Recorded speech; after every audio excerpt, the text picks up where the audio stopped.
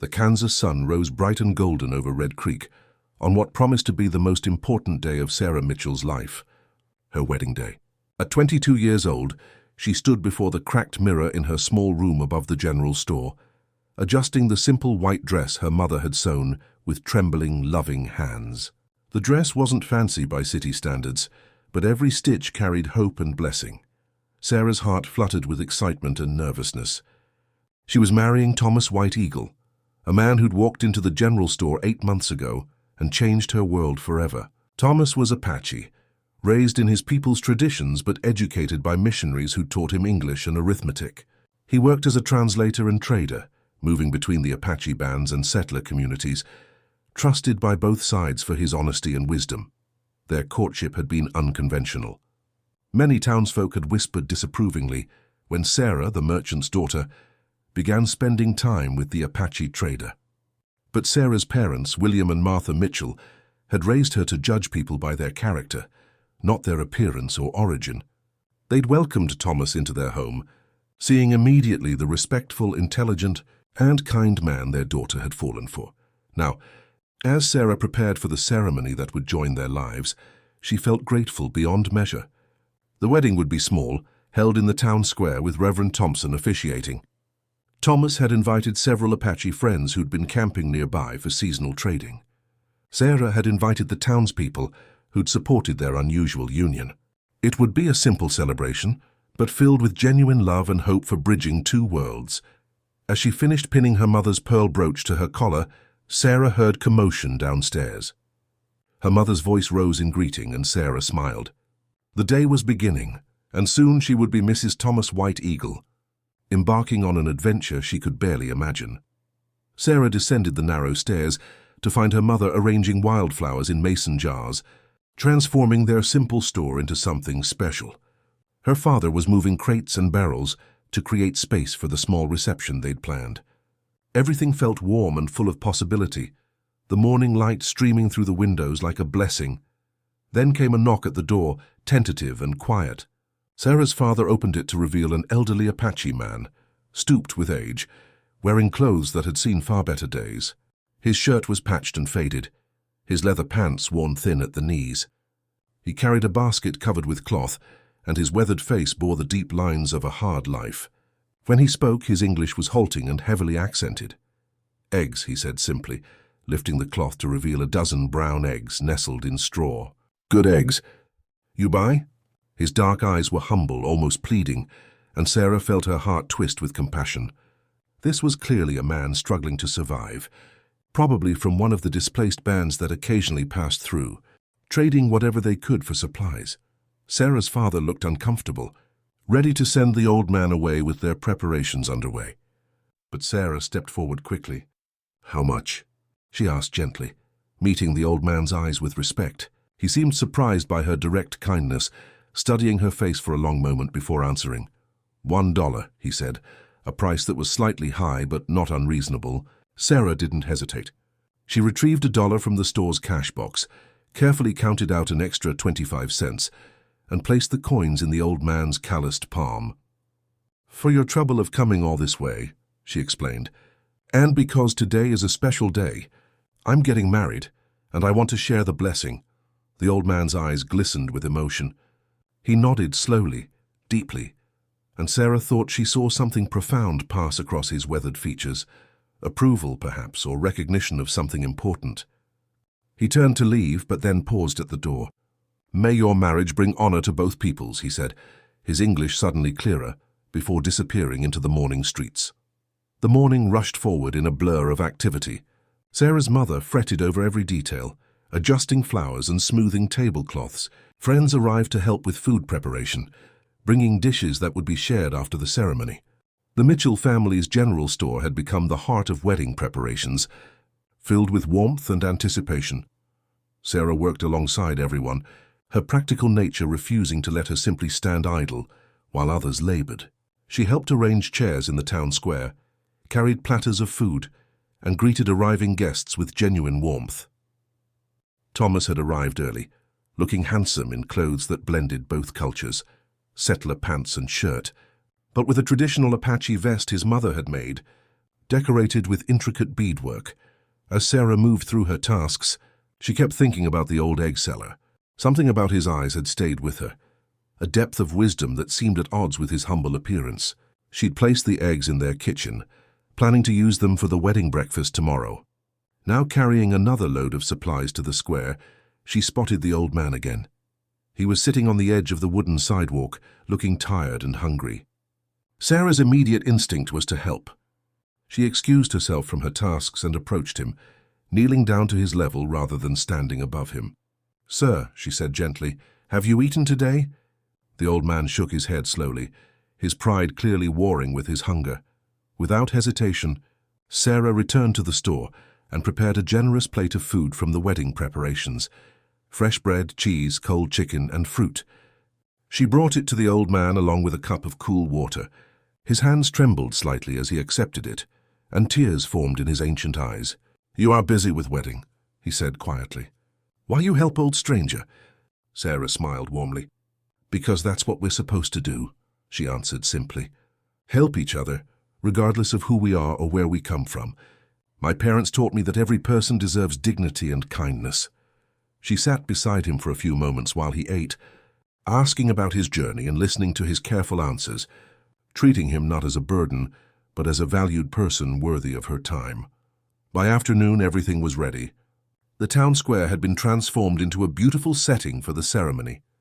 Wooden chairs formed neat rows, facing a simple arch that Thomas's Apache friends had constructed, decorated with native flowers and traditional symbols.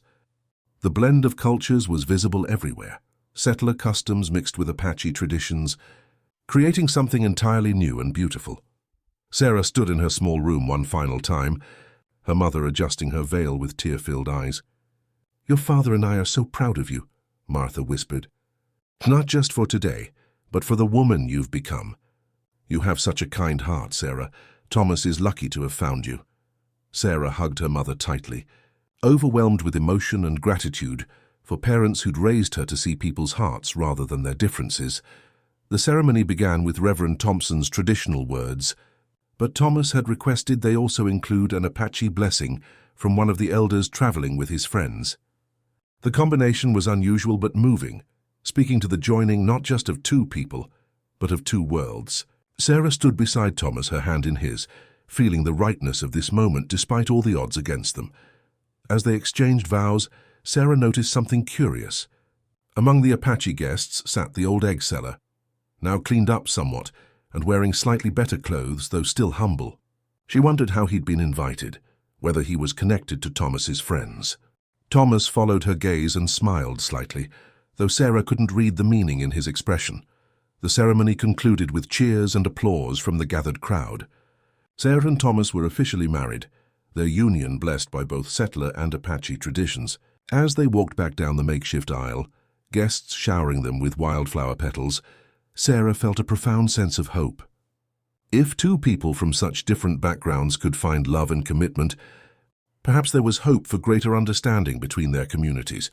The reception began immediately, with tables laden with food from both cultures. Apache guests had contributed dried meat, corn dishes, and traditional breads, while settler friends brought their own specialties. Music started up, a fiddle player coaxing out cheerful tunes, while some of the Apache men played traditional drums, the sounds blending surprisingly well. As the celebration continued, Sarah found herself repeatedly noticing the old egg seller. He sat quietly at the edge of the gathering, eating modestly and watching everything with those penetrating dark eyes. Other Apache guests seemed to treat him with unusual deference, she noticed, though they didn't make a show of it. Something about the situation puzzled her. But the whirlwind of her wedding day left little time for investigation. Thomas was pulled away by well-wishers, and Sarah took the opportunity to approach the old man once more. She brought him a plate of cake and sat down beside him, as she had that morning. "I'm glad you could join our celebration," she said warmly. "Did you know my husband before today?" The old man looked at her with those wise, ancient eyes. "I know his family," he said carefully. "I come long way to see this wedding, to see what kind of woman he choose." There was something in his tone that made Sarah pay closer attention, a weight to his words that suggested deeper meaning. "And what do you think?" Sarah asked, Not challenging, but genuinely curious. The old man was quiet for a long moment, watching the mixed crowd celebrating together, Apache and settler side by side. United in joy for the young couple. I think, he said slowly, that character shows most clearly when person thinks no one important is watching. When person is busy, stressed, but still stops to show kindness to poor stranger. When person sits with old egg seller like he is equal, worthy of time and respect. His eyes locked onto Sarah's, and she felt suddenly that this was no ordinary conversation, that something significant was happening beneath the surface. Before she could respond, Thomas appeared, placing a gentle hand on her shoulder. "Sarah," he said, his voice carrying an unusual tension, "there's someone I need you to meet properly." He gestured to the old man, who was slowly rising to his feet. As he stood, his posture changed subtly, the stoop straightening, the humble demeanor shifting into something far more dignified. Sarah watched in growing confusion as the old egg seller transformed before her eyes. It wasn't a physical transformation. He wore the same worn clothes, had the same weathered face, but his bearing changed completely. He stood tall now, his shoulders back, his eyes sharp and commanding rather than humble and pleading. Around them, the Apache guests had grown quiet, watching this moment with knowing expressions. Thomas took Sarah's hand, his own slightly trembling. "Sarah," he said formally, "I want you to meet my father, Chief Grey Wolf of the Mescalero Apache." Sarah's mouth fell open in shock. This was Thomas's father? The man she'd given eggs money to, the stranger she'd fed, the elderly person she'd sat with on the sidewalk. The chief she'd heard Thomas speak of with such reverence and respect? Grey Wolf, no longer playing the role of humble egg seller, spoke now in clear, perfect English with no trace of the broken accent he'd used before. "Forgive the deception, daughter," he said, and the word daughter made Sarah's eyes fill with tears. "In my family we have an old tradition. Before a marriage is blessed by the father, the bride or groom must be tested, not by questions or challenges, but by how they treat someone they believe has no power, no status, nothing to offer them." Sarah's mind raced back through the morning, every interaction with the egg seller, every moment of kindness she'd shown. She felt simultaneously embarrassed and vindicated, realizing that she'd been under observation all day without knowing it. "Are you attesting me?" she said quietly, not as an accusation but as understanding dawning. Grey Wolf nodded solemnly. "My son loves you deeply, and I trust his judgment. But love can cloud wisdom. I needed to know if you possess true character, if your kindness to my people comes from genuine respect or from desire to please my son. I needed to see how you treat those you believe can give you nothing in return." He stepped closer, placing his weathered hands on Sarah's shoulders, and what I saw filled my heart with joy and relief. Tears streamed down Sarah's face as the full weight of Grey Wolf's words settled over her. She hadn't been kind to the egg seller to impress anyone or gain anything. She'd simply acted according to her values, treating every person with the dignity her parents had taught her all people deserved. And somehow, without knowing it, she'd passed the most important test of her life. Grey Wolf's stern expression softened into genuine warmth. "You gave me not just money for eggs, but extra, sharing your happiness on your wedding day with a stranger. You brought me food when you were busy with preparations, sitting with me as an equal, rather than looking down with pity. You spoke to me with respect, asked about my journey, treated me like my story mattered." His voice grew thick with emotion. "These actions tell me who you are when no one is judging you." He turned to address the assembled crowd, both Apache and settler, his voice carrying the authority of a leader accustomed to being heard. "Today I witnessed something rare and precious. I saw a young woman whose kindness is not performance but nature, whose respect for others flows from genuine belief in human dignity, whose character shines brightest when she believes no important eyes are watching." He looked back at Sarah and Thomas, standing together. "This is the woman I want in my family. This is the mother I want for my future grandchildren." The Apache guests erupted in approving murmurs and calls. Several settler guests who'd been skeptical about this cross-cultural marriage found themselves moved by the chief's words and the obvious depth of his love for his son. Thomas pulled Sarah close, whispering in her ear, "I'm sorry I didn't warn you. Father insisted the test must be genuine, that you couldn't know who he was. But I'm so proud of how you treated him, Sarah. So proud. Grey Wolf raised his hands for attention one final time. In Apache tradition, the father gives a blessing to the new marriage. I give mine freely and joyfully. He spoke words in Apache, his native tongue flowing beautifully, while Thomas quietly translated for Sarah. The blessing spoke of strong foundations, of children who would walk in two worlds with pride, of a marriage that would honor both peoples and build bridges between them. As the celebration resumed with renewed energy and joy, Grey Wolf pulled Sarah aside for a private conversation. They walked to the edge of the town square, away from the noise and music, finding a quiet bench beneath a sprawling cottonwood tree. The evening sun cast long golden shadows, and Sarah felt simultaneously exhausted and exhilarated. "You must have questions," Grey Wolf said, his manner now warm and grandfatherly, completely different from both the humble egg seller and the imposing chief. "And you deserve answers." Sarah did have questions, dozens of them, but she started with the most pressing one. "Why this particular test?" she asked. "Why pretend to be poor? Why not just meet me as yourself?" Grey Wolf smiled, the lines around his eyes deepening with what looked like a mixture of wisdom and remembered pain. "Because," he said slowly, "I have seen too many people show respect only to those with power, position, or something to offer them. I have watched settlers treat my people like dirt when they think we are weak, then become suddenly respectful when they learn we have something they want. This is not true character, it is strategy." He paused, looking at Sarah with approval. "True character shows in how we treat those who can give us nothing, who have no power over our future, who we might never see again." He explained that this test was a tradition in his family, adapted through generations, but always serving the same purpose. His own father had tested his mother by pretending to be a wounded warrior from an enemy tribe. His grandfather had been tested by appearing as a beggar at a trading post. The specifics changed, but the principle remained. The test revealed whether someone's kindness was conditional or fundamental to their nature. "When I watched you this morning," Grey Wolf continued, "I saw more than kindness. I saw respect. You didn't just give me charity, you gave me dignity. You sat beside me, not above me. You listened to my words as if they mattered. You treated me like a person worthy of your time, even on the busiest day of your life." His eyes grew misty. "That is the woman I want caring for my son, raising my grandchildren, representing our family." The evening deepened, and the celebration transformed into storytelling time, a tradition honored by both cultures. A large fire was built in the center of the square, and people gathered around it in a wide circle. Grey Wolf, now fully revealed as the respected chief he was, held a position of honor, with Thomas and Sarah beside him. Grey Wolf began sharing stories of his people, speaking in Apache with Thomas translating for the settlers who'd gathered to listen. He told of the old ways of hunting and seasons, of traditions passed down through countless generations.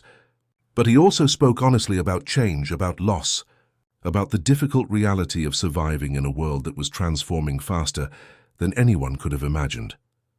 Sarah listened intently, hearing in Grey Wolf's words both pride and pain. He spoke of forced relocations, of broken promises from government officials, of watching his people struggle to maintain their identity while adapting to survive. But he also spoke of hope, of individuals like Thomas who were learning to walk in both worlds, of unexpected alliances and moments of genuine understanding between peoples. Then Grey Wolf did something that surprised everyone. He turned to Sarah's father, William Mitchell, and asked him to share his story. William, caught off guard, hesitated before beginning to speak about his own journey west, about the dreams that had brought his family to Kansas, about the challenges of building a life in harsh territory. As he spoke, parallels emerged, both peoples seeking homes, both struggling against difficult circumstances, both wanting security and dignity for their families. The stories continued around the circle, Apache and settler alike sharing their experiences. A remarkable thing happened as the night wore on. The initial awkwardness dissolved into genuine communication. People who'd been strangers, separated by culture and language and history, found common ground in universal human experiences. Love, loss, hope, struggle, joy. Sarah watched her new father-in-law with growing admiration. By revealing his test and explaining his reasoning, he'd opened a door for deeper understanding. People weren't just celebrating a wedding anymore. They were beginning to see each other as individuals rather than representatives of opposing groups. The next morning, Sarah and Thomas woke in their small room above the general store, now officially beginning their married life together. Downstairs, they found Grey Wolf already awake, drinking coffee with Sarah's parents. The four of them sat together in the quiet early light, and Sarah felt the profound significance of this moment. Two families, two cultures, united through their children's love. Grey Wolf had decided to stay in Red Creek for a few additional days before returning to his band, and he spent that time getting to know Sarah more deeply. He taught her words in Apache, explaining the meanings and stories behind them. He showed her traditional Apache ways of preparing food, of crafting leather, of reading weather signs in the sky. Sarah absorbed everything eagerly, hungry to understand the culture she'd married into. But the learning went both directions. Grey Wolf was curious about settler ways, asking Sarah to explain things about her world that he'd observed but never fully understood. She taught him about the general store's operations, about record-keeping and written contracts, about the complex web of supply chains that brought goods to frontier towns. He was particularly fascinated by her ability to read and write, skills many Apache had never had opportunity to learn. One afternoon, as they worked together organizing supplies in the store, Grey Wolf shared something personal. "When Thomas told me he wanted to marry a settler woman, I was afraid," he admitted. Afraid he was abandoning his people, afraid his children would know nothing of their Apache heritage, afraid he was choosing a woman who would look down on us. He paused, arranging canned goods on a shelf with careful precision. "I am grateful to have been wrong." Sarah felt tears prick her eyes. "I hope to honor your culture," she said softly. "I know I'll make mistakes, that there's so much I don't understand. But I promise to keep learning, to teach our children about their Apache heritage, to respect the traditions Thomas comes from." Grey Wolf placed a weathered hand on her shoulder, squeezing gently in approval and affection. Grey Wolf's presence in Red Creek for those few days had an unexpected impact on the community. Word had spread about the egg seller test, and the story resonated with people in ways Sarah hadn't anticipated. Settlers who'd initially been skeptical about the cross-cultural marriage found themselves reconsidering their assumptions. If a proud Apache chief could test character rather than judge by appearance, perhaps they should examine their own prejudices. Mrs. Henderson, who ran the boarding house and had been vocally opposed to Sarah's wedding, approached Sarah in the general store one afternoon. Her face was uncomfortable but determined. "I've been thinking about that test," she said awkwardly, "about how that chief pretended to be poor to see your character. Made me realize I don't always treat people right when I think they can't do nothing for me." It was a small admission, but meaningful, a crack in walls that had seemed impenetrable. Young Tommy Patterson, a boy of about 12, became particularly fascinated with Grey Wolf. He hung around whenever the chief was in town, asking endless questions about Apache life, tracking and survival skills. Grey Wolf, to Sarah's delight, showed remarkable patience with the boy, teaching him to read animal signs and explaining how to find water in dry country. The sight of an Apache chief and a settler boy working together captivated the town. Thomas observed these interactions with quiet satisfaction. "My father is a wise man," he told Sarah one evening. He knew that revealing the test publicly would do more than just bless our marriage. It would make people think about how they judge others, about what real character means. He's planting seeds that might grow into better understanding. Sarah was learning that her marriage wasn't just a personal choice, but had become a symbol of possibility for both communities. The pressure of that realization was significant, but standing beside Thomas with Grey Wolf's approval, she felt capable of bearing it. They weren't just building a life together. They were demonstrating that two worlds could merge without either being diminished. The day came when Grey Wolf needed to return to his band. They were traveling north for seasonal hunting, and he'd already stayed longer than planned. The morning of his departure, he called Sarah and Thomas together for a private conversation in the room above the general store where the young couple had begun their married life. Grey Wolf handed Sarah a beautifully crafted leather bag, decorated with intricate beadwork. "This belonged to Thomas's mother, my late wife," he said solemnly. "She was a woman of great character, much like you. I want you to have this, to carry your own family's stories as you build your life with my son." Sarah accepted the gift with trembling hands, overwhelmed by the honor being shown to her. Then Grey Wolf turned to Thomas, speaking in Apache, his words flowing with emotion. Thomas's eyes glistened as he listened, and when his father finished, Thomas embraced him tightly. Later, Thomas would translate for Sarah. His father had blessed their union officially in Apache tradition, had given permission for Thomas to teach Sarah their language and customs, and had declared that any children born to them would be welcomed as full members of the Apache band. As Grey Wolf prepared to leave, a surprising number of townspeople gathered to see him off. What had started as a controversial cross-cultural wedding had somehow transformed into something larger, a moment when two communities glimpsed the possibility of mutual respect. Grey Wolf addressed the gathered crowd one final time, standing tall and dignified in the morning light. "I came to your town pretending to be someone I was not," he said clearly. "I did this to test my future daughter's character, and she exceeded all hopes. But in these days among you I have learned something unexpected." He paused, looking around at the assembled faces. "I have learned that prejudice is a wall built on both sides, and it takes courage from both peoples to begin tearing it down. I have seen glimpses of that courage here. I hope it continues to grow." He mounted his horse with the ease of a man born to riding. As he prepared to depart, he looked one final time at Sarah. "Take care of my son, daughter. Teach your children to walk proudly in both worlds. And remember, true character is what you are when you think no one important is watching. You have shown me your heart, and it is good." Weeks turned into months, and Sarah and Thomas settled into married life, their home above the general store becoming a genuine bridge between two communities. Thomas continued his work as translator and trader, but now Sarah often accompanied him, learning the nuances of both cultures and becoming a bridge herself. Her kindness to Grey Wolf had become something of a legend, retold and embellished, taking on a life of its own. The egg incident, as townsfolk called it, continued to ripple outward. Reverend Thompson used it as a sermon illustration about treating strangers with dignity. Mrs. Henderson started a program at the boarding house to provide meals to travelers regardless of their ability to pay. Tommy Patterson, inspired by Grey Wolf's teachings, began offering to help Apache traders who came through town, learning their language and customs with youthful enthusiasm. Sarah kept the leather bag Grey Wolf had given her in a place of honor, and she often thought about the wisdom behind his test. She understood now that he hadn't been testing whether she was nice or charitable, qualities that could be performed.